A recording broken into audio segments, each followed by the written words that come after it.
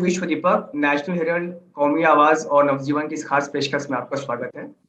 जैसा कि आप जानते हैं कि भारत जोड़ो यात्रा के तकरीबन 15 दिन बीत चुके हैं और यात्रा कन्याकुमारी से शुरू होकर के इस वक्त केरल के आसपास केरल में से गुजर रही है। इस यात्रा में चलने के लिए पूरे देश भर से 117 लोगों को चुना गया था। उसमें से एक है शाहनवाज आलम। शाहनवाज आलम उत्तर प्रदेश कांग्रेस अल्पसंख्यक मोर्चा यानी माइनॉरिटी सेल के अध्यक्ष हैं और इस वक्त पिछले 15 दिनों से वो लगातार इस यात्रा के साथ चल रहे हैं, राहुल गांधी जी के साथ चल रहे हैं। उनसे हम बातचीत करेंगे, जानेंगे, समझेंगे कि ये यात्रा कितनी इस यात्रा में क्या क्या उन्होंने देखा, कैसे क्या महसूस किया, यह यात्रा भारत के राजनीतिक भविष्य को किस प्रकार से प्रभावित करने जा रही है। शहनवाज जी, सबसे पहले आप यह बताइए कि 15 दिन हो चुके हैं इस यात्रा के। आपने एक बतौर राजनेता नहीं, एक भारत के नागरिक के तौर पर इस यात्रा के एक यात्री के तौर पर आप हमें बताइए कि आपने क्या देखा, क्या महसूस किया। मैंने ये महसूस किया विश्व दीपक जी कि हम लोग अपने देश के बहुत बड़े हिस्से को जानते ही नहीं है, न उसकी संस्कृति को जानते हैं, ना वहाँ के लोगों के बारे में जानते हैं, ना लोगों की चेतना के स्तर को जानते हैं। तो ये एक तरह से खुद को भी लोगों के बीच ले जाने और अपने ही जो इस देश के जो दूसरे नागरिक हैं उनसे मिलने जुलने का, उनको समझने की एक तरह से ये यात्रा है। ये बाहर से ज्यादा अपने अंदर की यात्रा है और ये आपको रोज कुछ ना कुछ सिखा रही है, क्योंकि देश में डाइवर्सिटी इतना ज्यादा है और उत्तर भारतीय होने के नाते हम लोग की अपनी एक संकुचित दायरा भी होता है, बहुत मोबिलाइजेशन नहीं है घूमने फिरने का जैसा कि दूसरे जगहों पे है। तो एक नागरिक के बतौर तो सबसे पहले ये अपने आप को तलाशने का, देश के दूसरे लोग जो हमारे नागरिक हैं, हमारे साथ के लोग हैं, उनको समझने की यात्रा है। ये सिखाने वाली यात्रा है। बिल्कुल, ये सिखाने वाली यात्रा है शहनवाज जी। लेकिन आप ये समझाइए हमें, एक हम आपसे कुछ वो छोटे-छोटे इंस्टांसेस, छोटी-छोटी घटनाएं, वो एनेक्डोट्स जानना चाहेंगे, सुनना चाहेंगे, हमारे दर्शक भी जानना चाहेंगे, जो आपने पिछले 15 दिनों में देखा है, महसूस किया है, आप उनसे गुजरे हैं और जिन्हें जानना, बताना जरूरी है इस देश के लिए। देखिए, एक चीज जो हमने देखा तमिलनाडु में भी और केरल में भी, अभी हम लोग त्रिशूर में हैं और यहाँ से धीरे धीरे कर्नाटक की तरफ हम लोग बढ़ रहे हैं। मैंने ये देखा कि यहाँ जो बैनर लग रहे हैं या जो भाषण दिया जा रहा है उसमें सिर्फ राहुल गांधी का जिक्र नहीं है, उसमें महात्मा गांधी का भी जिक्र है, जवाहरलाल नेहरू। आपको चूंकि भाषा तो समझ में आती नहीं है, लेकिन आपको जो भी भाषण दे रहा हो या माइक लगा हुआ हो, कहीं रिकॉर्डेड आवाज भी हो, तो हर 2 मिनट पे आपको गांधी, नेहरू, पटेल, मौलाना की का जिक्र भाषणों में दिख रहा है। यानी कि इतिहास की जो समझ है वो बहुत गहराई तक है। यहाँ पे आपको ऐसे राह चलते हुए बहुत सारे लोग मिल जाएंगे जो गांधी बने हुए हैं, जो सुभाष चंद्र बोस बने हुए हैं। तो ये इतिहास की जो समझ है और खास तौर से नेहरू परिवार के प्रति जो आकर्षण है उसको भी दिखाता है। जैसे नॉर्थ इंडिया में सिर्फ राहुल गांधी पे बात हो सकती है, लेकिन यहाँ जब हम आ रहे हैं तो यहाँ इंदिरा गांधी के पोते हैं या नेहरू जी के ग्रैंडसन हैं, ये बात बार बार बताई जा रही है। तो ये जो रिश्ता है यहाँ के लोगों से, इस परिवार का, वो पीढ़ियों वाला है। नॉर्थ इंडिया में ये नहीं दिखता है। यानी कि आप कह सकते हैं कि जहां भी हम लोग हैं, यहाँ चीजों को बहुत समग्रता में देखने की आदत है, संस्कृति रही है, और इसीलिए शायद भारतीय जनता पार्टी के लिए अब तक यहाँ घुस पाने का बहुत अवसर नहीं मिला। दूसरी चीज की पॉलिटिक्स यहाँ पे या तो लेफ्ट है या सेंटर टू द लेफ्ट है, इसीलिए और किसी के लिए बहुत स्पेस नहीं है, जो नॉर्थ इंडिया में हम लोगों को देखने को नहीं मिलता है।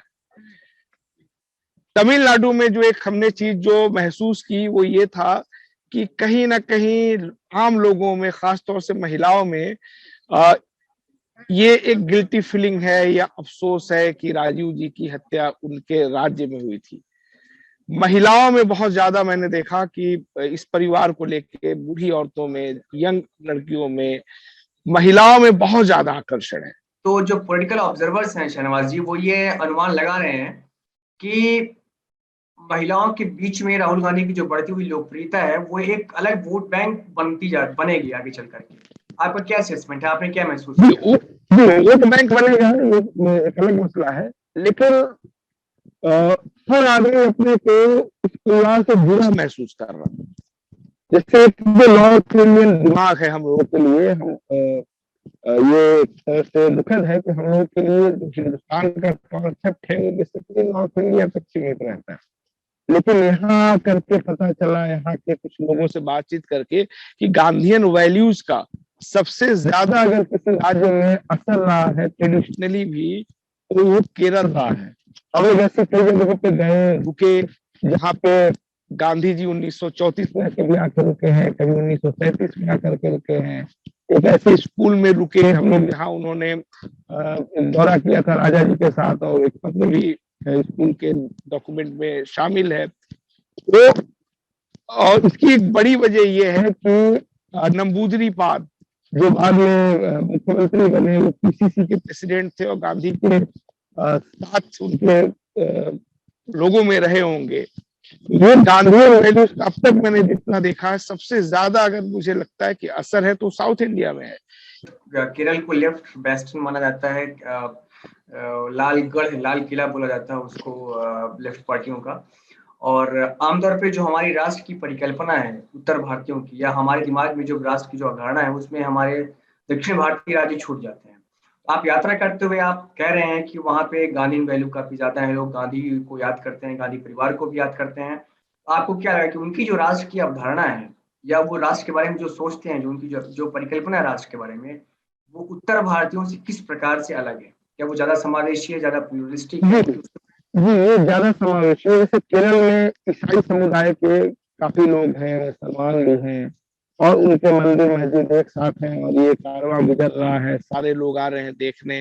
और जब हम उनसे बात करते हैं या वो हमसे पूछते हैं कि आप कहाँ के हैं, अगर बताते हैं कि यूपी के हैं, तो वो इस बात को जरूर कहते हैं कि आपके यहाँ की राजनीति बहुत गंदी है, आपके यहाँ वायलेंस बहुत है, जातिगत हिंसा बहुत है, ऐसा क्यों होता है आपके यहाँ। जैसे कल एक महिला मिली थी, इत्तेफाक से परसों जब हम गुजर रहे थे तो रास्ते में जनता दल का बैनर लिए कुछ लोग खड़े थे, और उस पर चंद्रशेखर जी का फोटो लगा हुआ था। तो मैं फोटो खींच रहा था और मैंने बताया कि मेरे जिले के, आप बात कर रहे हैं जी, ये मेरे जिले के रहने वाले थे। तो वो लोग बहुत खुश हुए, और उन्होंने अपनी बहन के बारे में बताया कि मेरी बहन चंद्रशेखर जी के साथ यात्रा कर चुकी हैं कन्याकुमारी से दिल्ली तक पैदल।